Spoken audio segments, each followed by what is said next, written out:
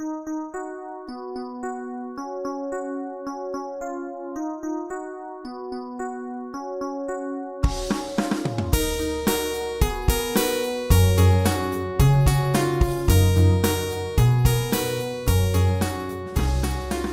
troisième partie de ce quatrième cours de la deuxième année. Donc on vient de parler de la sagesse, l'importance de l'acquisition de la sagesse, à l'origine qui doit être à l'origine en nous-mêmes de tout ce qu'on fait. Alors les vertus, maintenant, qu'en est-il des vertus elles-mêmes? Elles sont assez nombreuses, aussi nombreuses que nos possibilités d'action, nos facultés, puisque la vertu est la meilleure marche d'une faculté. J'aurais pu vous poser la question là. Vous auriez pu répondre d'après ce qu'on avait dit précédemment. Les vices sont beaucoup plus nombreux, ce qui se comprend aisément.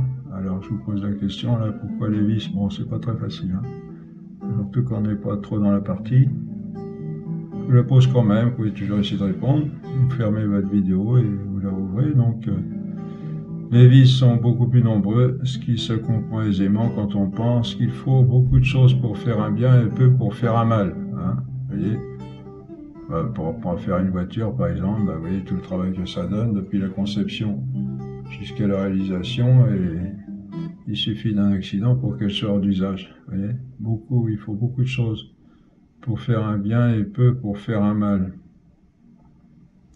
Il y a une maxime latine qui dit ça, mais je l'ai plus. Je la connais, mais je l'ai pas en tête maintenant. Bon. On peut donner des exemples. Prenez un beau visage, par exemple, et considérez tout ce qu'il faut pour qu'il ait cette beauté, ou bien un beau paysage. Mettez une grosse verrue sur le nez de ce beau visage, ou un arbre mort au milieu du paysage, et la beauté, sinon disparaît, du moins est diminuée. Ou bien prenez simplement un homme et considérez tout ce qu'il faut pour qu'il soit en bonne santé, que tout fonctionne bien, et le peu de choses pour qu'il tombe malade, comme un déséquilibre au niveau du sucre ou du sel dans son sang, ou bien un simple coup de couteau dans le cœur. On peut aussi prendre pour exemple une voiture, voilà, comme je viens de le dire tout de suite. Pour qu'elle fonctionne bien, il faut un châssis, une carrosserie, des roues, un moteur, de l'essence, etc. Et crever un pneu, et la voilà immobilisée. Il faut beaucoup de choses pour faire un bien, et peu pour faire un mal. Et c'est pourquoi les vices sont plus nombreux que les vertus, parce qu'on peut corrompre une faculté de l'homme de multiples manières, alors qu'elle n'a qu'une voie pour parvenir à la perfection, et une voie difficile à atteindre. Qui a pensé à quelques exemples qu'on a donnés, par exemple sur la colère, tout le travail qu'il faut faire pour se corriger de la colère excessive, je parle, parce que la colère n'est pas toujours mauvaise. Tout ce qu'il faut pour essayer de la cohiber, et le peu de choses qu'il faut pour la laisser aller à des dégâts qui peuvent être importants. En général, la vertu tient une sorte de milieu, et les vices sont en excès ou en défaut par rapport à ce milieu. Vous voyez, in medio stat virtus. Ah oui, l'adage philosophique, ça me revient là. Bonum ex integra causa. Bonum ex, pour ceux qui ont fait du latin, c'est-à-dire il faut que la cause soit intègre, intacte, pour que le bien apparaisse. Et malum est quacumque defectu. Malum est quacumque defectu, c'est-à-dire le mal arrive que par un défaut ou un autre. En général, donc, la vertu tient une sorte de milieu, et les vices sont en excès ou en défaut par rapport à ce milieu. Il y a une juste mesure, et à côté, un trop et un trop peu.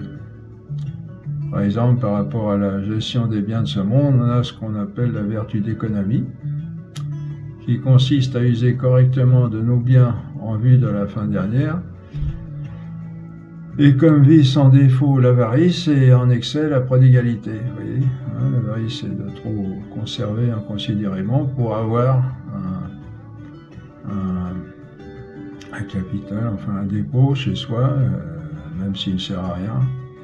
Et puis la prodigalité, c'est de dépenser, hein, c'est la fièvre acheteuse. J'avais vu ça dans une chanson. Enfin, un des exemples, hein, mais la prodigalité, ça peut être aussi de donner excessivement. Hein. L'avarice consiste à amasser de l'argent de façon déraisonnable, et la prodigalité, au contraire, à la dépenser sans compter.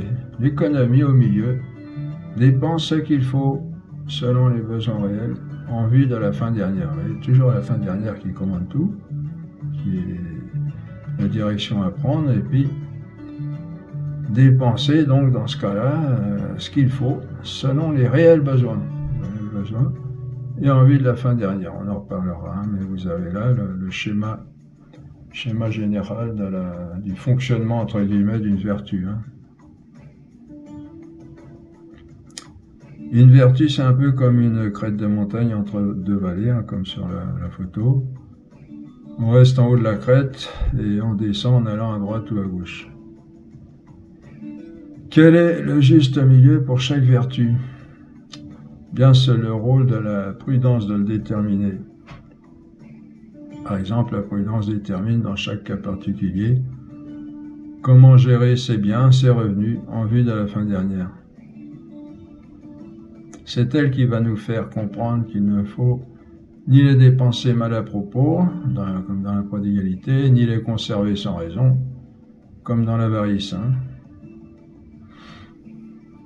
Alors, les vertus ne sont pas indépendantes les unes des autres, elles sont reliées. On dit qu'elles sont connexes. Cela veut dire qu'on ne peut pas avoir une vertu sans avoir les autres. Elles croissent ensemble, et si on en perd une, on perd toutes les autres. Pourquoi? Ça pourrait surprendre, parce que la morale est souvent considérée comme une obéissance à des règles. On raisonne un peu comme avec le code de la route. Hein. C'est pas parce que je grille un stop ou un feu rouge que je rejette tout le code de la route, pense-t-on. Mais même avec le code de la route, c'est la même chose. Si on réfléchit bien, car un règlement n'a de raison d'être que par le but pour lequel il est fait. Hein. Sans but, un règlement n'a aucune valeur. Par exemple, le but du code de la route, c'est la sécurité de tous et de chacun sur la route. Que tout le monde puisse se déplacer en toute sécurité et puis dans la paix, même dans la joie. Hein, quand on voit les beaux pays qu'on a en France, par exemple, et les beaux engins de ces voitures-là, super confortables avec une technologie maintenant très très avancée.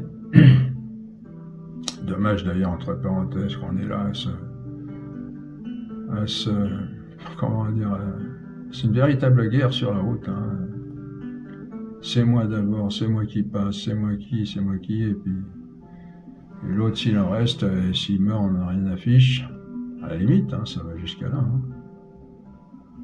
Dommage. Donc, pour revenir à notre exemple que l'on prend, pour expliquer que les vertus sont connexes, le but du code de la route, c'est la sécurité de tous et de chacun sur la route. Et donc, même si on rejette un seul règlement du code de la route, c'est tout le code de la route qu'on rejette en fait parce qu'on a rejeté le but qui est la sécurité de tous et de chacun. Bah oui, si on voyait un stop et justement il passe un vélo ou je ne sais quoi devant, bah paf, on peut tuer quelqu'un. Hein.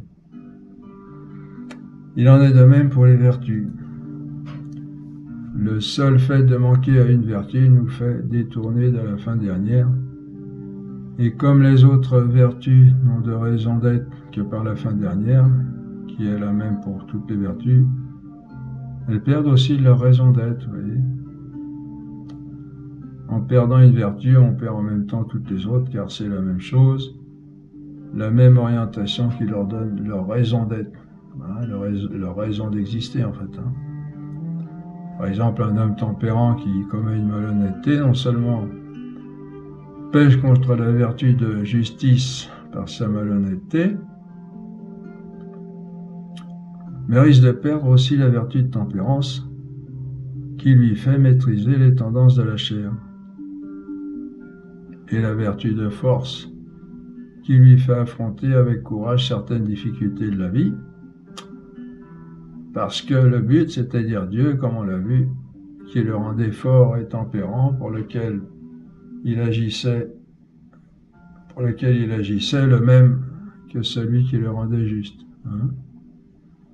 En devenant injuste, il perd ce qui le rendait en même temps tempérant et fort. Le but est la raison d'agir d'une façon plutôt que d'une autre. Et si on perd cette raison d'agir d'une certaine façon dans un domaine, on la perd pour les autres. Et on n'a plus de raison d'agir d'une façon plutôt que d'une autre dans tous les domaines de la vie morale. Vous voyez, c'est clair? Alors vous allez me dire, on va y répondre, oui, mais vous avez dit que les vertus s'acquièrent peu à peu par la répétition, et donc elles doivent se perdre aussi peu à peu. Et on ne doit pas pouvoir les perdre comme ça quand on a travaillé pendant des années, par exemple, à les acquérir. Bon, on va répondre à cette objection.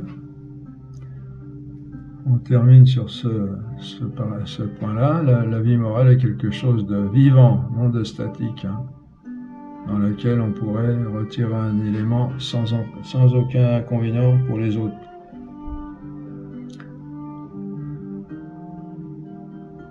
Enlever un élément vital à un être vivant, c'est le conduire à la mort. La vie morale n'est donc pas un ensemble de règles parmi lesquelles on pourrait en choisir certaines parmi d'autres. La vie morale, pour donner une image, c'est le bon fonctionnement de l'homme pour qu'il atteigne sa fin, fonctionnement entre guillemets. Et un être ne fonctionne bien comme un moteur que si toutes les pièces de ce moteur sont bien à leur place et remplissent bien leur fonction. Si une seule ne remplit pas sa fonction, comme un piston grippé, c'est tout le moteur qui fonctionne mal ou plus du tout. Cela entraîne une conséquence importante. La vie naturelle, comme la vie spirituelle, c'est une vie organique, c'est-à-dire organisée, avec un peu comme avec des organes qui doivent fonctionner ensemble pour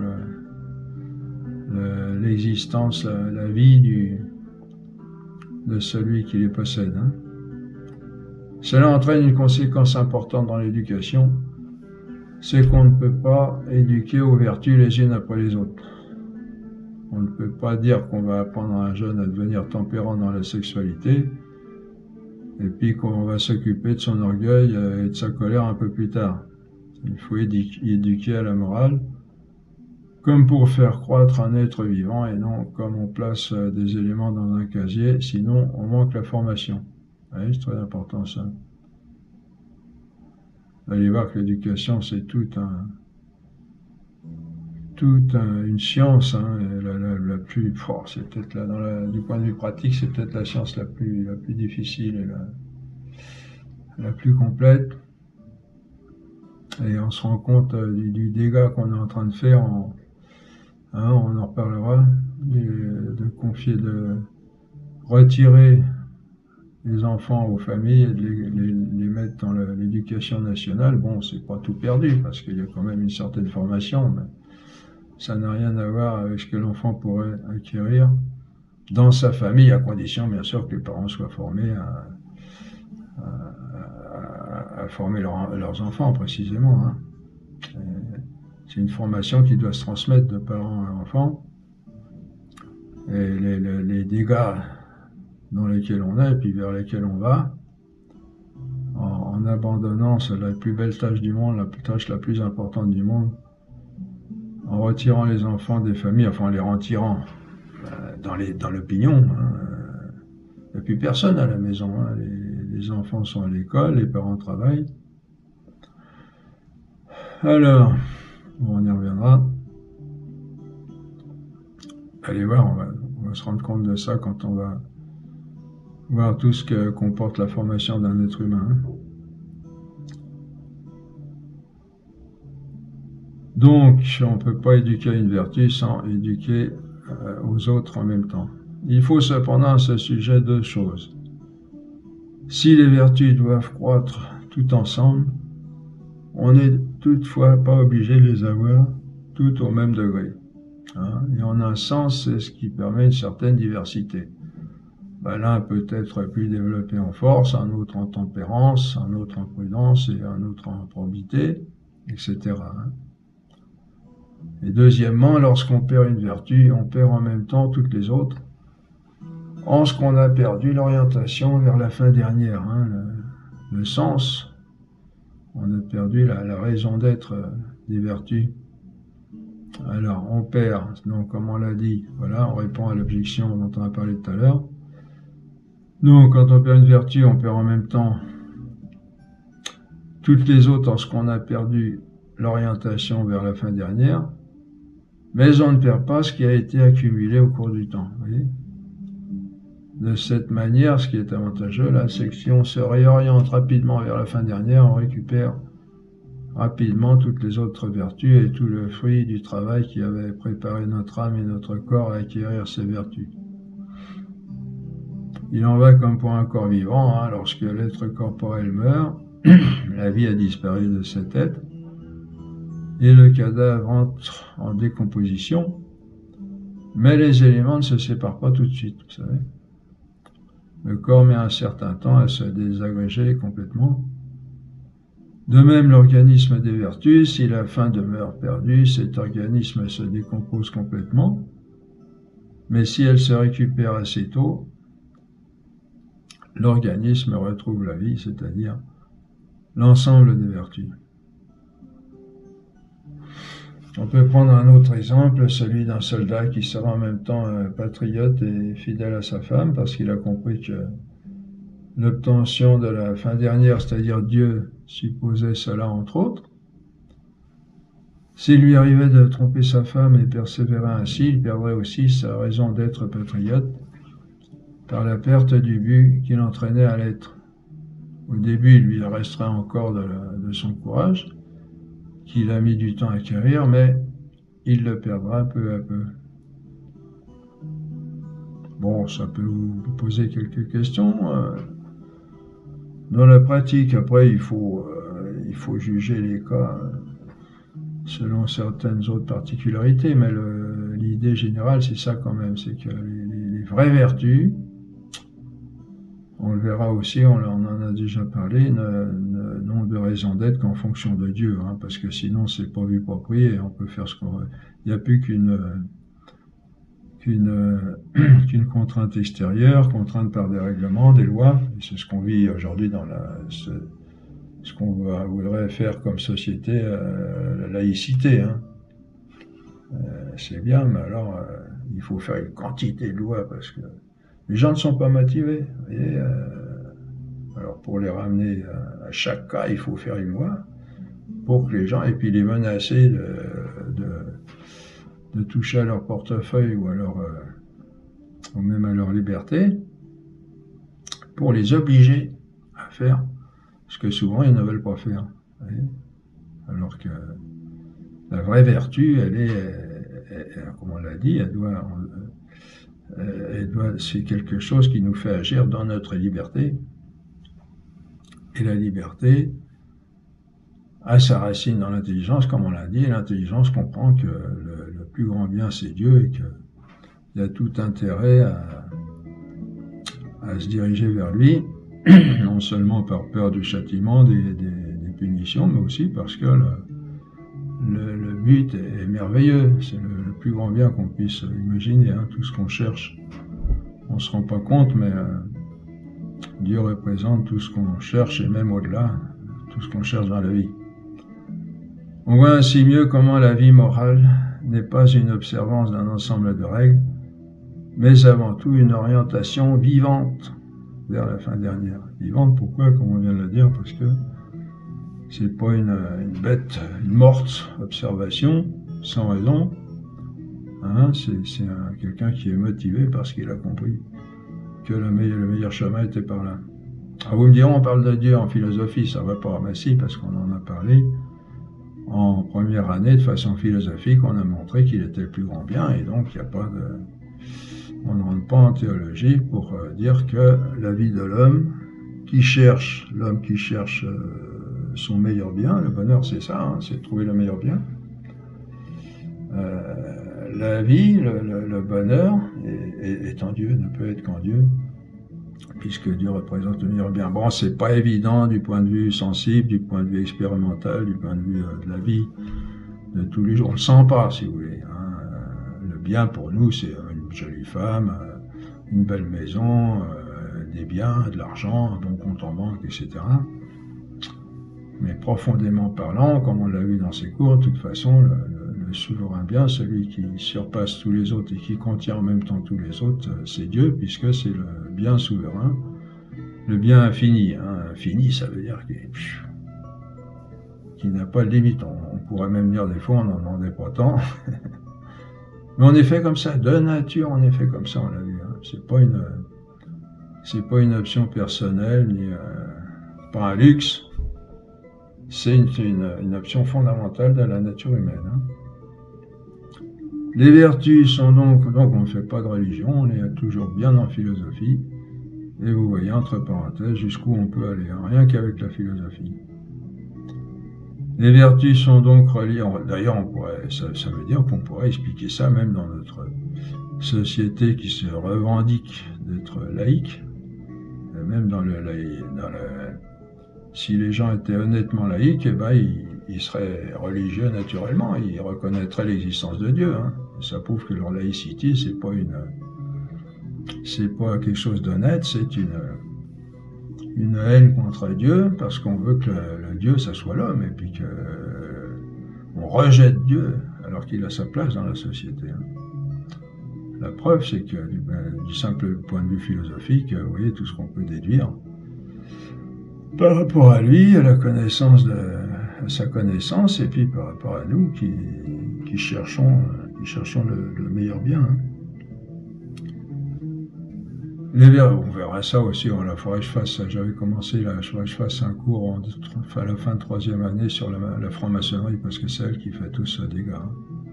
Vous avez des très bonnes vidéos sur YouTube de gens qui sont convertis, qui ont été en particulier Maurice, comment il s'appelle, qui était à 18e degré de la franc-maçonnerie, un grand chirurgien, un gynécologue, et qui a compris, qui s'est converti surtout à Jésus, et qui raconte comment ça se passe dedans. Hein. Les vertus sont donc reliées entre elles, et elles le sont par l'intermédiaire de la vertu de prudence. C'est elle qui fait leur unité. Cela parce que d'une part, ce qui relie les vertus entre elles, comme on le disait, c'est l'orientation vers la fin dernière. Et pour s'orienter vers la fin dernière, il faut tout d'abord la connaître, car on ne fait rien, on ne peut rien vouloir qu'on ne le connaisse déjà. Hein, ça on l'a déjà vu. Et c'est la vertu de prudence qui sait et qui dit ce qu'est la fin dernière et comment l'atteindre. Bon, c'est pas elle vraiment qui recherche la fin dernière et qui la conçoit, qui la découvre peu à peu. Ça, c'est l'intelligence théorique. Hein. Donc, c'est la science, la sagesse, il y en a une autre encore.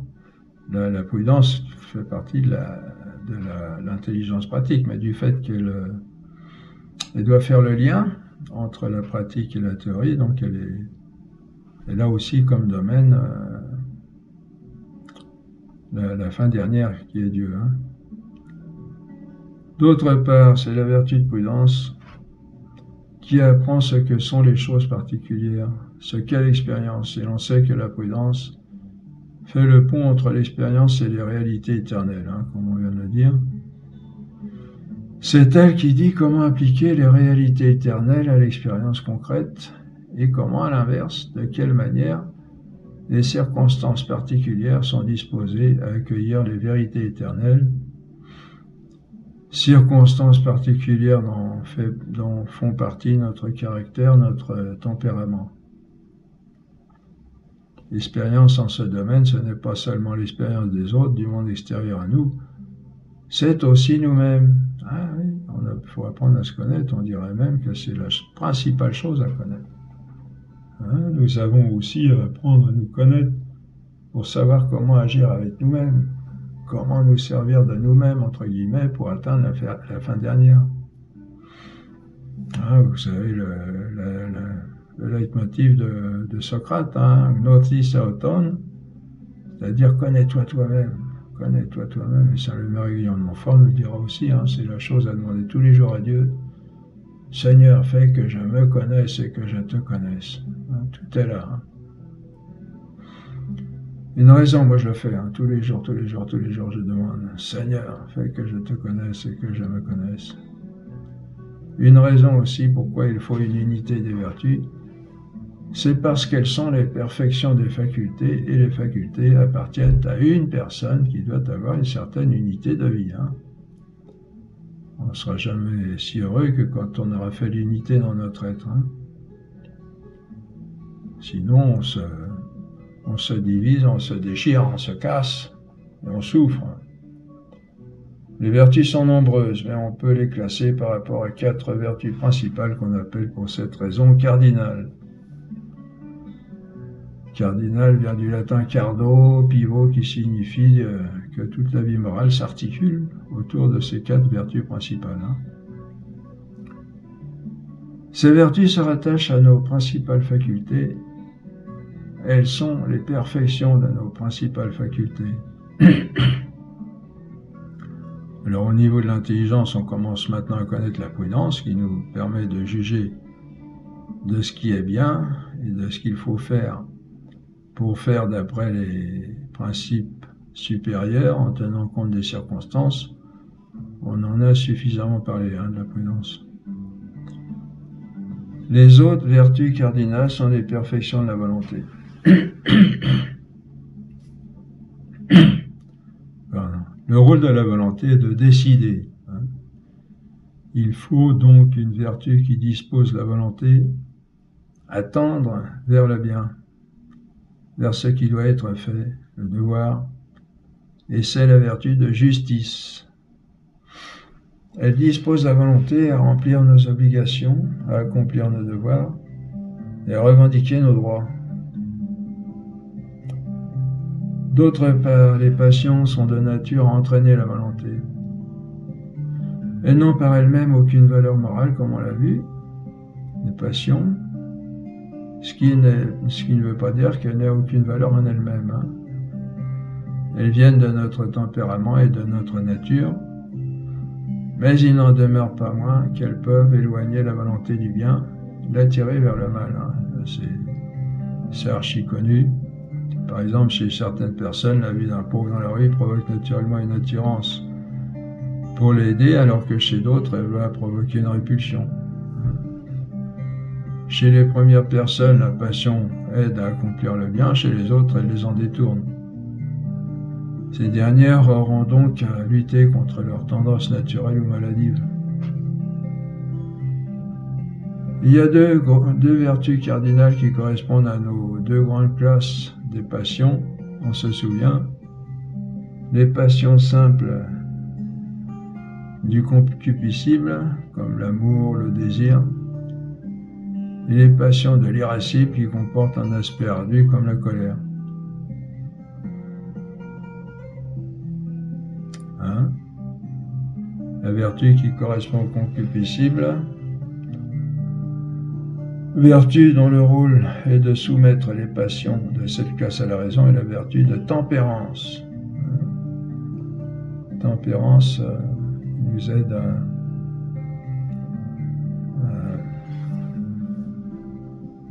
maîtriser, ou au moins à cohiber, à tenir comme avec une muselière, hein, les passions, à apprivoiser si on veut. Alors on peut voir les passions comme des bêtes sauvages un peu, et la vertu, ça va être Les facultés auront la vertu quand les passions seront, sinon domptées, du moins plus ou moins apprivoisées. La vertu qui correspond à la deuxième classe, à l'irascible, lorsqu'il y a effort à faire pour vaincre la difficulté, c'est la vertu de force. Par rapport à nous-mêmes, là, on parle. Si par exemple j'éprouve de la crainte dans une certaine situation, la vertu de force m'aide à la surmonter. Ou bien si je suis sujet à la colère, la vertu de force m'aide à me maîtriser, à rester calme. Les 4 vertus cardinales sont donc la prudence, la justice, la tempérance et la force. Vous voyez, les vertus principales, cardinales ou principales. On parle un peu plus de chacune de ces vertus autres que la prudence. Alors, 4. La justice s'étend à tous les domaines de la vie morale, parce qu'elle concerne nos devoirs et nos droits, et ceux-ci se retrouvent dans toutes nos actions, car à chaque fois qu'on agit, on doit faire ce qu'on doit faire, on doit accomplir son devoir, son dû, ce qu'on doit, soit à l'autre, soit à soi-même. Ah, il y a une justice aussi par rapport à soi-même. Le droit, c'est le devoir qu'ont les autres envers nous-mêmes. Le devoir, c'est nous qui devons faire pour les autres ou pour soi. Et le droit, c'est ce que les autres doivent faire pour nous. On distingue 3 degrés de justice.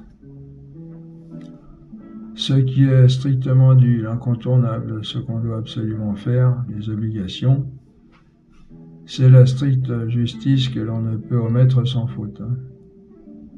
Deuxièmement, au-delà de la stricte justice, on a ce qui est convenable, ce qu'il convient de faire sans que ce soit strictement obligatoire. Et au-delà du convenable, il y a l'amour gratuit, désintéressé, l'amitié. Par exemple, un pauvre à votre porte meurt de faim. Il est de la stricte justice de lui donner à manger. Un autre pauvre ne meurt pas de faim, mais s'il a juste le nécessaire pour vivre et rien pour faire la fête de Noël. Lui donner un morceau de foie gras de votre repas et une bouteille de champagne, c'est le domaine de la convenance. Bon, je prends des exemples comme ça, vous pourrez en trouver d'autres, mieux. Un jour, sans aucune raison spéciale, vous l'invitez à manger à votre table pour passer une soirée agréable, c'est le domaine de l'amitié, de l'amour gratuit, vous voyez. On distingue aussi des subdivisions de la justice selon le genre de personnes envers lesquelles on a des obligations. Envers Dieu, du simple point de vue naturel, à la considération de tout ce qu'il nous a donné, nous avons le devoir de la reconnaissance, très important ça, de remerciement, indépendamment de la vie surnaturelle de grâce. Vous voyez, si on commençait par faire ça dans notre monde où on se demande des fois qu'est-ce qu'il fait Dieu, où est-ce qu'il est, on va peut-être déjà commencer par le remercier de tout ce dont on est comblé sur cette terre. Et c'est pas rien. On peut commencer aujourd'hui, je crois que on mettra du temps à énumérer tous les biens dont on est gratifié par Dieu. Et ça, c'est la vertu de religion, par laquelle nous rendons à Dieu l'honneur qui lui est dû. On en voit des expressions plus ou moins vagues et mêlées d'erreurs à toutes les époques, dans toutes les civilisations, à travers ces sacrifices offerts à la divinité, pour se concilier la divinité. Bon, souvent, chez ces peuples-là, c'est pour faire des demandes, mais bon, il y a aussi la reconnaissance d'un être suprême qui est là et auquel il faut faire des actes de reconnaissance de sa divinité, de sa grandeur, en considération de cette création. Il y a des très belles choses qui se font. Je me rappelle plus les détails, mais il y a un peuple qui allait, des pêcheurs, ils allaient au bord de la mer, un pays merveilleux, et ils étaient là, ils arrivaient à la nuit, avant le lever du soleil, ils étaient là, ils attendaient le soleil, le lever du soleil, et alors, le soleil qui se lève là, ils sont tous là, en silence, et puis hop, ils montent dans leur barque, ils vont à la pêche. Envers nos parents aussi, pour des raisons du même genre, hein, devoir de reconnaissance, moindre parce qu'ils nous ont moins donné que le Créateur, mais tenant une place privilégiée par rapport à tous les autres êtres, nous avons le devoir de reconnaissance, d'honneur. C'est ce qu'on appelle la vertu de piété. Bon, mettez le nom que vous voulez, hein, là. Hein, parce que pietas en latin c'est aussi pour Dieu, mais bon c'est en tant qu'il est Père aussi. Hein. Bon, vertu de piété, là on dit c'est cette vertu de justice qui s'applique plus particulièrement aux parents, en connaissance de ce qu'ils nous ont donné, l'existence. Bon, vous comprenez que les parents n'ont pas donné l'existence en tant que maître de l'existence comme Dieu, mais ils l'ont quand même transmise avec le pouvoir que Dieu leur a donné, hein, de le faire. Dans notre langage d'aujourd'hui, cette vertu concerne plutôt nos rapports avec Dieu, mais à l'origine, dans le monde romain, il concernait nos rapports avec les parents. Voilà qu'on dit. Il s'emploie maintenant en relation à Dieu parce que, depuis Jésus, Dieu est notre Père. Envers tout, parce qu'absolument parlant, si vous voulez, des fois dans l'Église, on dit Dieu notre Père en parlant de la créature, mais non, Dieu, en tant que créature, Dieu n'est pas notre Père, il est notre Créateur. Alors il est notre Père, si vous voulez, de façon imagée, en tant qu'il nous donne la vie, l'existence, etc., comme Créateur, mais il n'est véritablement Père que quand on rentre dans la religion catholique et qu'on fait partie du corps mystique de Jésus-Christ, comme on l'a dit dans l'entretien spirituel, où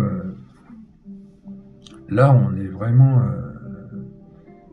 participant de la nature divine par Jésus-Christ et on est d'autres fils par Jésus-Christ.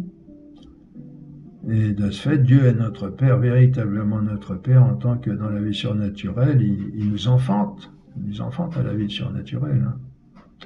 Alors qu'en tant que Créateur, il nous crée. Non, j'allais dire tout simplement, c'est déjà quelque chose de fantastique, mais je veux dire, strictement parlant, il n'est pas Père. La création, il est Créateur. Alors je dis, on peut dire Père dans le sens où il nous donne l'existence comme les parents, même mieux que les parents, mais c'est pas vraiment la notion de Père comme Dieu le Père est Père de son Fils Jésus-Christ, vous voyez, par exemple.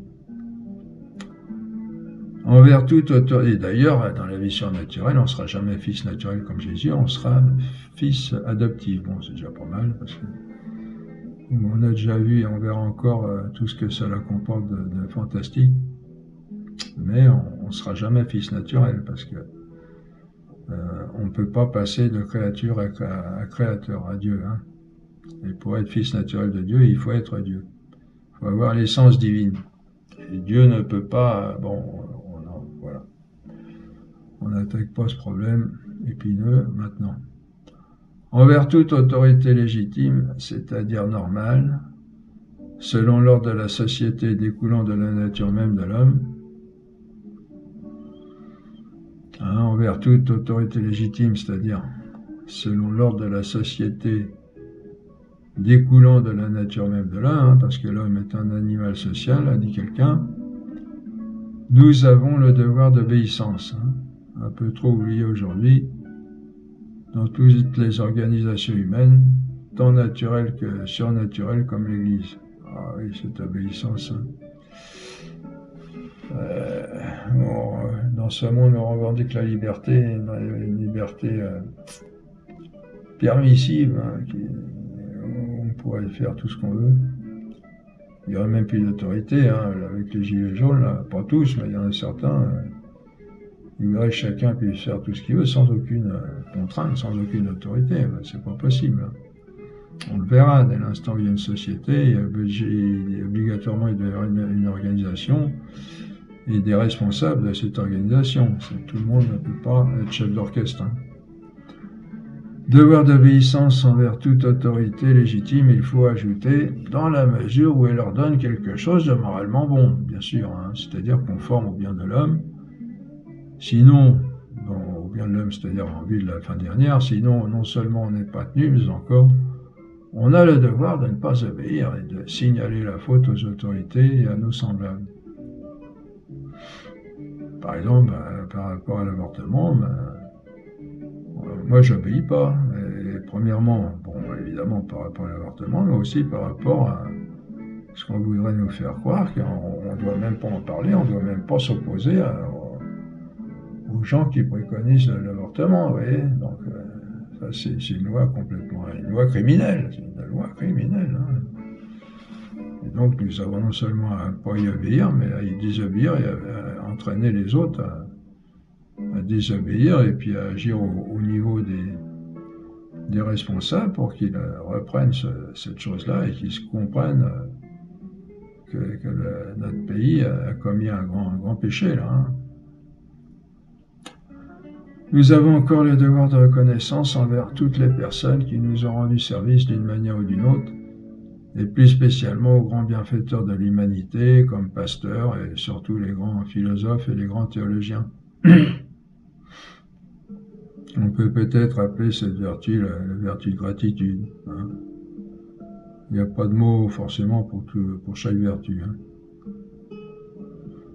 Alors là, c'est pareil, il faut trier, hein, parce que vous avez des gens comme Madame Veil qui a été mise au Panthéon, alors qu'elle a été la chevrière principale de l'avortement.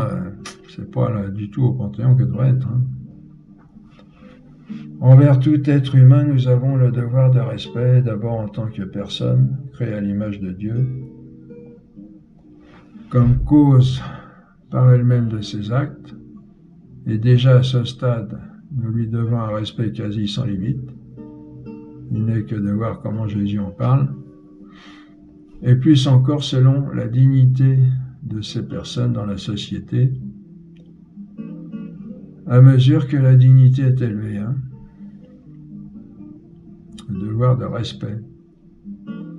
Respect de la personne humaine depuis le début de sa conception jusqu'à la fin de sa vie. Là encore, nous voyons combien nous sommes fautifs aujourd'hui, hein, non seulement en ce qui concerne la dignité de la simple personne humaine, si on peut dire, mais encore à sa place dans la société. Hein. Il y a tout à réapprendre à notre monde actuel. Donc bravo, félicitations de suivre ces cours, mais vous voyez qu'après il faudra se retrousser les manches et travailler à rétablir la société hein, comme elle doit l'être, au moins dans le fondamental. Ça ne veut pas dire qu'il faut contraindre tout le monde, justement. Hein. On en a parlé, pardon. La véritable éducation, c'est pas de contraindre les gens, c'est au contraire de les former leur liberté de la meilleure façon. Nous avons aussi le devoir du respect de la propriété. On en reparlera au 14e cours de cette année. Nous sommes tenus au respect de la vérité. C'est la vertu de véracité. Le mensonge est contraire à la nature même du langage, hein, lequel est l'élément essentiel de la société. Supprimez le langage, hein, vous supprimez le lien de la société. Hein, par exemple, je ne sais pas pour quelle raison, il y a un virus qui pourrait apparaître sur la Terre et puis très rapidement, mettons en 2 semaines, tout le monde, j'allais dire le sifflet coupé, excusez-moi, tout le monde devient muet, paf, il n'y aurait plus de société. Et puis bon aussi, parce qu'il y a encore l'écrit et puis les moyens informatiques, mais mettons même que de ce côté-là, on soit bloqué, aveugle par exemple, muet et aveugle et sourd, bon ben voilà, terminé, il n'y a plus de société. Hein. Supprimez le langage, vous supprimez le lien de la société et tout ce qui en découle comme la croissance intellectuelle de l'humanité dont tous les individus profitent. Oh, le pire ennemi du langage, c'est le mensonge. du fait que le langage sert à transmettre la vérité. Il ne s'agit pas de révéler à quelqu'un une chose dont il va faire un mauvais usage. Dans ce cas, on ne dit rien. Proférer un mensonge est toujours une faute, quelque utilité que l'on croit pouvoir en tirer. Il faut rejeter le mensonge, même ce qu'on pourrait appeler le mensonge utile. Bon, on ne s'étend pas trop, il faut avancer. C'est délicat, c'est sûr, parce que bon, les Allemands vous ont fait prisonnier, vous demandent où sont les complices de vous êtes résistant. Alors, certains disent on peut donner un faux renseignement pour être relâché. Ah non, il faut pas dire, ou alors il faut dire je vous répondrai pas, je vous dirai pas. Jamais un mensonge, faut pas. Parce que c'est quelque chose, c'est une maladie, et si on met le pied dedans, déjà la première fois on casse quelque chose en nous-mêmes. On casse quelque chose, on abîme, on détruit quelque chose en nous-mêmes, et la porte est ouverte, comme une voie d'eau dans un navire, si vous voulez un peu. Donc, se garder absolument de tout ce qui peut se rattacher au mensonge ou à l'erreur. Se rattache, bon, l'erreur, on n'y peut pas toujours quelque chose, des fois, il y a l'erreur invincible aussi, des fois, pas invincible, mais des erreurs dont on sort difficilement, mais ce qu'il ne faut pas, c'est qu'elles soient volontaires. Se rattache à la vertu de justice, toutes ces vertus qui rendent la vie plus agréable, auxquelles on est tenu aussi, comme la vertu de complaisance, d'amabilité, d'affabilité, de courtoisie, de joie, de gaieté, etc. On reproche à ce monde, c'est vrai qu'on est malheureux dans ce monde, à l'extérieur et puis dans les milieux de travail, dans beaucoup de milieux, ça devient invivable, parce que les gens se haïssent les uns les autres, ils se font des crasses par derrière, etc., ou même par devant. Si on commençait soi-même déjà, moi je le fais, là où je suis, j'essaye de le faire, parce que je comprends que c'est une bonne méthode, mais aussi pour obéir à Jésus d'abord, pour nous aimer les uns les autres. Complaisance, amabilité, affabilité, courtoisie, joie, gaieté. Même des fois, on n'a pas trop envie. Il y a des personnes qui ont des aspects assez rébarbatifs, même provocateurs des fois. Moi, je m'aperçois que ça paye au bout d'un moment. Et pas forcément tous, mais en général, si on insiste dans la gentillesse, dans la bonté, l'amabilité, l'affabilité, les personnes finissent par, plus ou moins, à aller dans le même sens et on finit par lier. Moi, je vois, on lie des liens avec des personnes avec qui, au début, j'aurais volontiers mis mon poing dans la figure, tellement c'était provoquant. Et voilà, il faut... Commençons, comme dit une chanson, tout le monde veut qu'on l'aime et personne ne veut aimer. C'est là qu'on s'aperçoit que celui qui a raison, en fin de compte, c'est Jésus. C'est lui qui a toutes les meilleures solutions. Ce qui n'est pas étonnant puisqu'il est Dieu, de toute façon. Voilà pour ce qui concerne les vertus qui se rattachent à la vertu cardinale de justice. Au niveau de la tempérance, il y a... Bon, on reparlera de tout ça, on a encore des cours sur... Bon, déjà sur l'homme, c'est pas fini, sur la famille, sur la société, sur la politique, etc. Donc toute cette année, ça sera le sujet. Au niveau de la tempérance, il y a autant de vertus qu'il y a d'inclination, de concupiscence à soumettre à la raison. On les classe en 3 catégories. Vis-à-vis des biens de ce monde, une vertu tient le milieu entre l'accumulation inconsidérée de ces biens, qui est l'avarice, comme on le disait, et la dilapidation inconsciente de ces biens, alors qu'il faudrait les conserver pour subvenir aux nécessités de sa famille, par exemple, qui est la prodigalité, tout simplement parce qu'il faut avoir un budget, il faut avoir un compte, et puis attribuer une somme à chaque nécessité. Cette vertu est la vertu d'économie, comme on l'a dit, qui gère avec sagesse son budget. On a aussi la générosité qui porte à rendre service, mais toujours dans la sagesse. Vis-à-vis des inclinations qui portent à la satisfaction de la sensibilité, les satisfactions charnelles, on a la vertu de tempérance au sens strict. Elle permet de garder une juste mesure par rapport à la nourriture, à la boisson et au plaisir sexuel. Je rappelle que les plaisirs sexuels ne sont permis que dans le lien du mariage, le mariage religieux. On pourra en reparler, mais il n'y a pas de mariage civil, ça n'existe pas. Il n'y a pas de mariage civil. Ça, c'est une invention des francs-maçons et de tous les laïcisards. Mais c'est faux. Il y a une encyclique là-dessus d'ailleurs. Je ne me rappelle plus du titre de Léon XIII qui précise bien qu'il n'y a pas de mariage sans passer par Dieu, par le sacrement.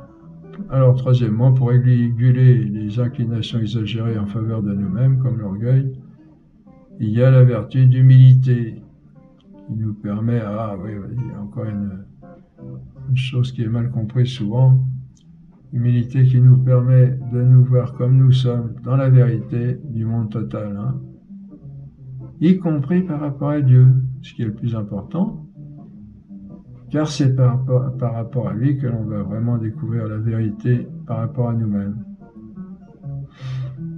Cette vertu tient le milieu entre se croire plus que ce qu'on est, le chemin vers l'égoïsme et l'orgueil, et se croire moins que ce qu'on est, ce que l'on est, la route vers la dépression et le désespoir.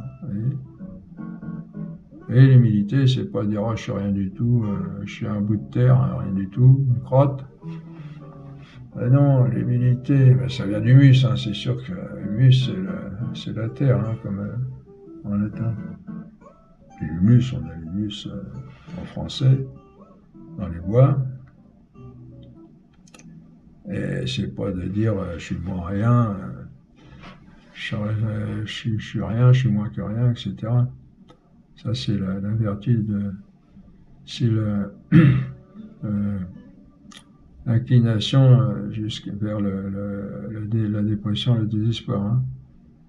L'humilité, c'est contre l'orgueil, vous voyez, parce que l'orgueil, c'est de se croire au-dessus de ce qu'on est. C'est puis aussi possible le premier en tant que faire.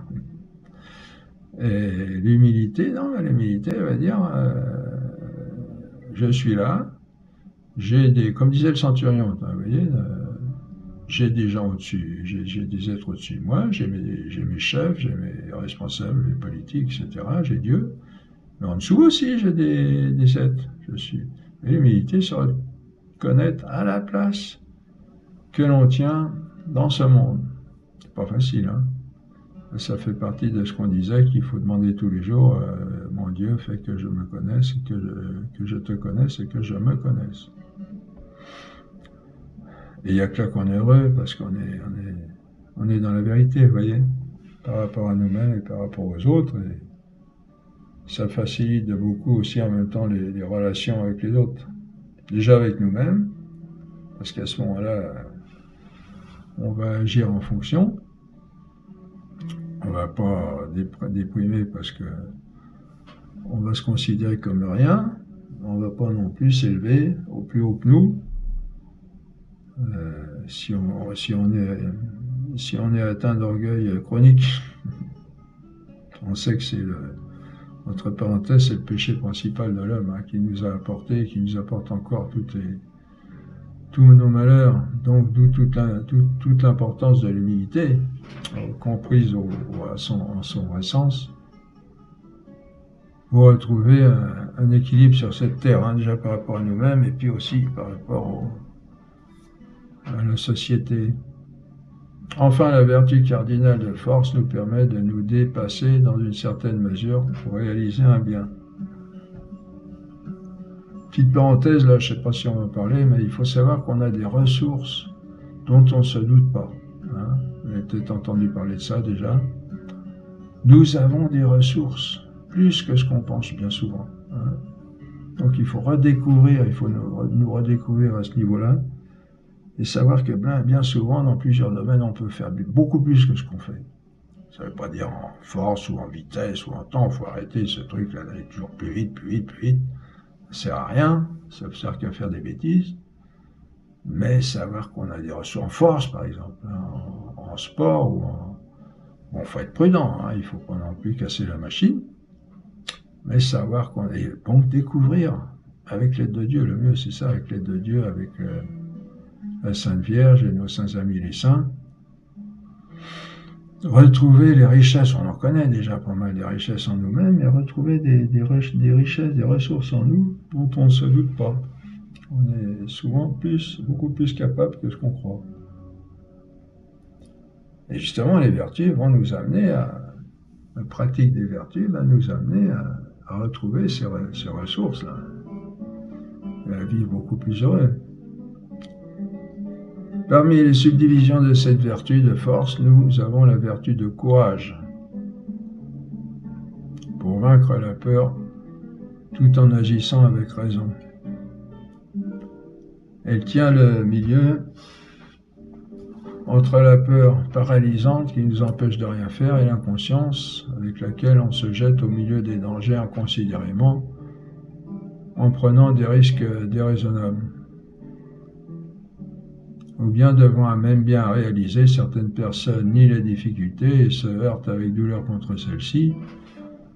D'autres, à la première vue des difficultés, tombent dans le découragement ou le désespoir.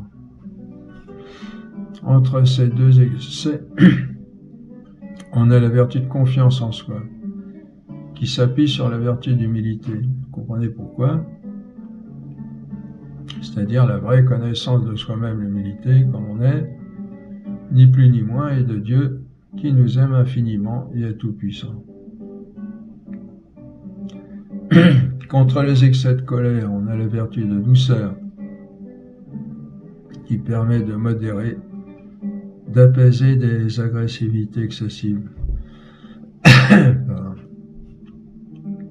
La vertu de persévérance permet de trouver le milieu entre l'inconstance, qui nous fait revenir sur notre décision à la moindre difficulté, et l'entêtement, l'obstination, qui nous fait continuer d'agir inconsidérément, même quand la situation demande à être reconsidérée à cause de nouvelles données.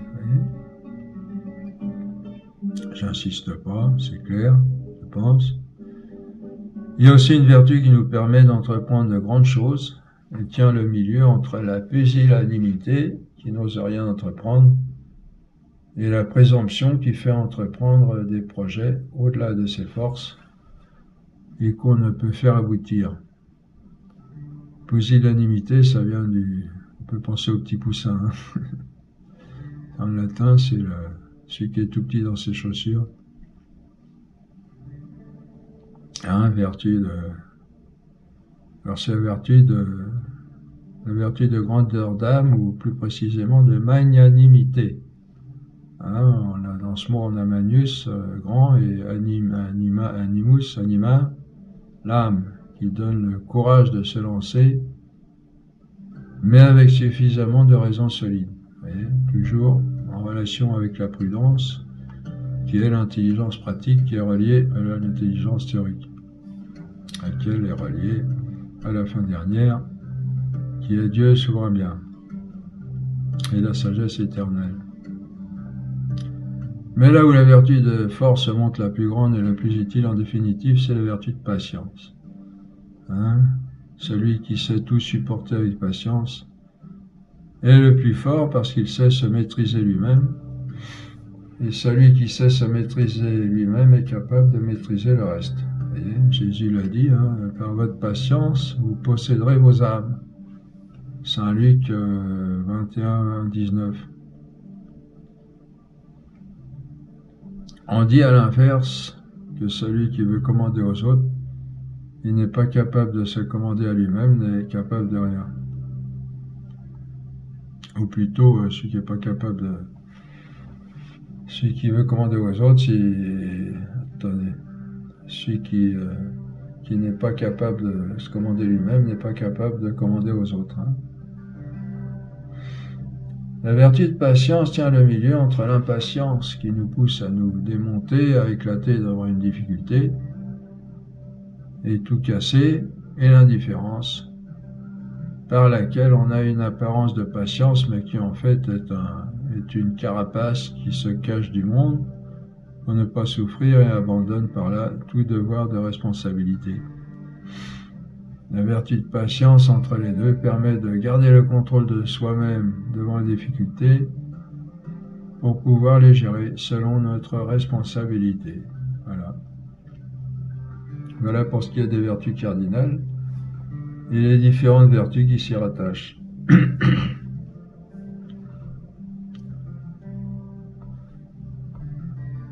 Pour conclure, on rappelle que la vertu naturelle dont on parle ici s'acquiert par la pratique des actes qui lui correspondent.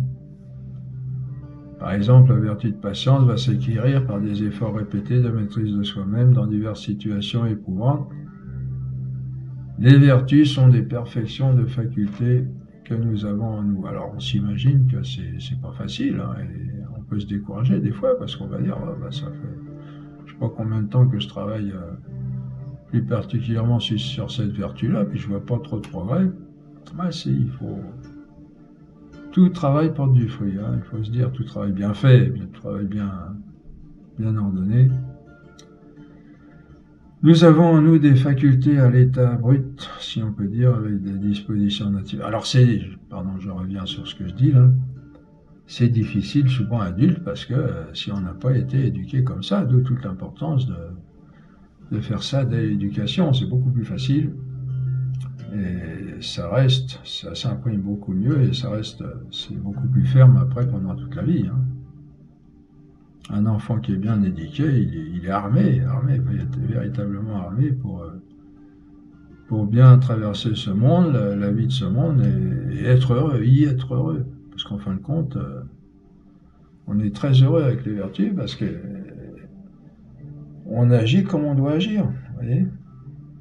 Ce qui fait souffrir, c'est toujours quelque chose qui est contre ou en dehors de la nature. Et ce qui va selon la nature nous rend heureux. Nous avons en nous des facultés à l'état brut, si on peut dire, avec des dispositions natives embryonnaires plus ou moins développées selon les personnes. Comme par exemple, une personne aura au départ plus de disposition à la douceur, hein, comme on le disait, un autre à la bienveillance. Et nous avons à perfectionner ces facultés par notre travail personnel pour arriver à la perfection de notre personne, qui est d'agir pour le mieux selon notre fin dernière, avec ce qu'on est et ce qu'on a. C'est le travail de perfection de nos facultés que l'on appelle l'acquisition des vertus. Et c'est quand ces facultés sont arrivées à une certaine perfection, par l'usage et l'effort, que nous avons acquis les vertus. Les vertus sont des perfections de nos facultés pour que nous fassions avec plus de facilité et d'efficacité ce que nous avons à faire par ces facultés. Hein, vous imaginez rien que ce côté-là pour dire qu'on sera très heureux, si on fait les choses paf.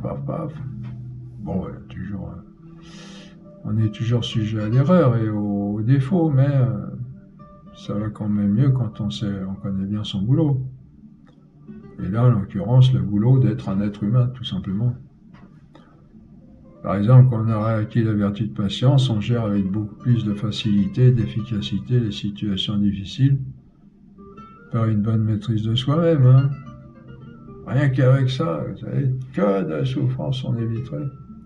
De conflits, des souffrances qui viennent des conflits qui sont générés parce qu'on, même si on a raison, on va souvent, soit véritablement, soit on pense qu'on a raison, on veut revendiquer la justice, j'ai raison donc tu dois être puni ou je sais pas quoi. Alors des fois il suffit tout simplement d'être patient. Je parle pour moi-même, hein, parce que oui, j'ai beaucoup de mal aussi avec ce côté-là. Parce que je suis sensible, très sensible, alors j'ai du mal quand il y a des bruits un petit peu trop embêtants. Bon, c'est une des raisons. La différence entre les vertus naturelles et les vertus surnaturelles, c'est que les vertus naturelles s'acquièrent, comme on l'avait dit, hein, par notre propre travail, alors que les vertus surnaturelles nous viennent de la grâce de Dieu. On verra les vertus surnaturelles en 3e année. Ah oui, mais vous me direz, à ce moment-là, pourquoi Dieu nous les donne pas? Ça nous éviterait de travailler. Bon. C'est-à-dire que c'est pas tout à fait les mêmes. Hein, on verra. Elles viennent aussi, se rejoignent hein, d'une certaine manière, mais c'est pas tout à fait la même chose. Et puis elles viennent couronner, elles viennent renforcer les vertus naturelles. Hein, elles viennent pas faire tout le travail. Hein. Il y a un grand adage qui dit la grâce ne détruit pas la nature, c'est-à-dire que la grâce vient toujours hein, comme épouser la nature, hein, épouser les contours de la nature. Et puis, il faut les obtenir, hein, c'est pas automatique non plus. Hein. Et Dieu ne va pas les donner à quelqu'un qui n'est pas disposé à les recevoir. Et la meilleure façon d'être disposé à les recevoir, c'est nous-mêmes d'arriver à notre perfection humaine, d'une certaine manière. Hein. Oui, alors je voulais dire autre chose, je ne sais pas si on va en parler quelque part, mais c'est en cela que consiste la perfection humaine, en fin de compte, hein, l'acquisition des vertus. Parce que du point de vue de l'essence, on ne change pas, on est homme du début jusqu'à la fin. Depuis la conception, on est homme, ou mettons à la naissance, pour ceux pour qui c'est pas évident. Et jusqu'à la vieillesse, on est homme, on ne change pas. Il n'y a pas un homme qui est plus homme qu'un autre. On est tous hommes de la même manière, c'est pour ça qu'on est tous égaux, d'une certaine manière. Mais là où on est appelé, comme on l'a dit, vous savez, on arrive à l'existence imparfaite, on est destiné à parvenir à une certaine perfection, ben c'est là, c'est surtout au niveau des vertus, c'est-à-dire de ce qui va perfectionner nos pouvoirs, nos facultés.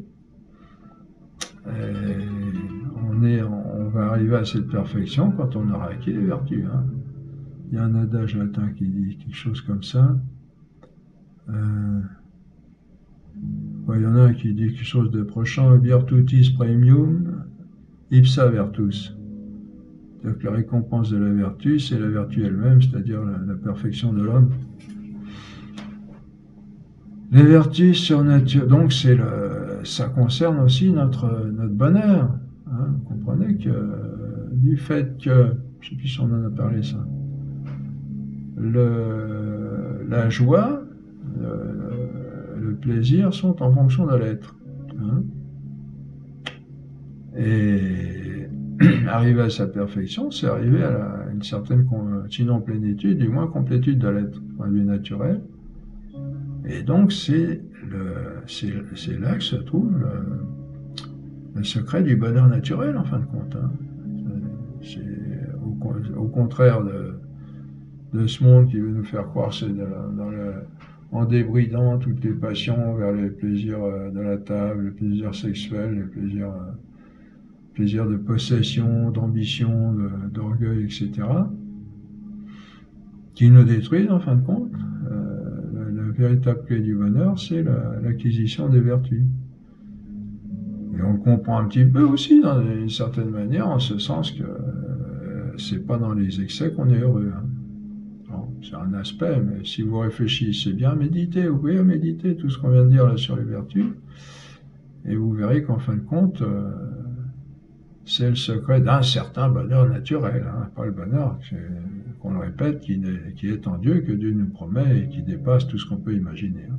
Mais c'est le chemin déjà. Donc les vertus surnaturelles sont des pouvoirs supplémentaires pour nous faire vivre notre vie de grâce en Jésus-Christ, pour aller directement en Dieu par notre belle religion catholique. Hein.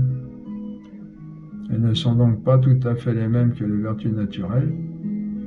Elles viennent aider les vertus naturelles et leur permettre de se dépasser pour prendre le chemin du ciel, mais elles ne les remplacent pas.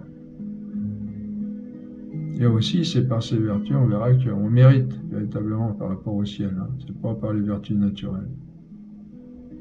C'est par les vertus naturelles, en sens que associé aux vertus surnaturelles quand on est dans la vie surnaturelle. Mais les vertus naturelles seules ne méritent pas pour la vie éternelle parce que, bon, il faut passer par le salut de Jésus-Christ. On en a parlé un peu, on en reparlera, surtout en 3e année.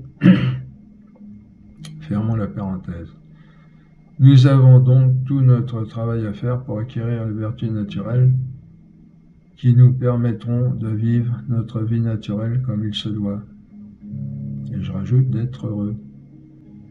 La vie naturelle est comme le soubassement de la vie spirituelle, les fondements naturels.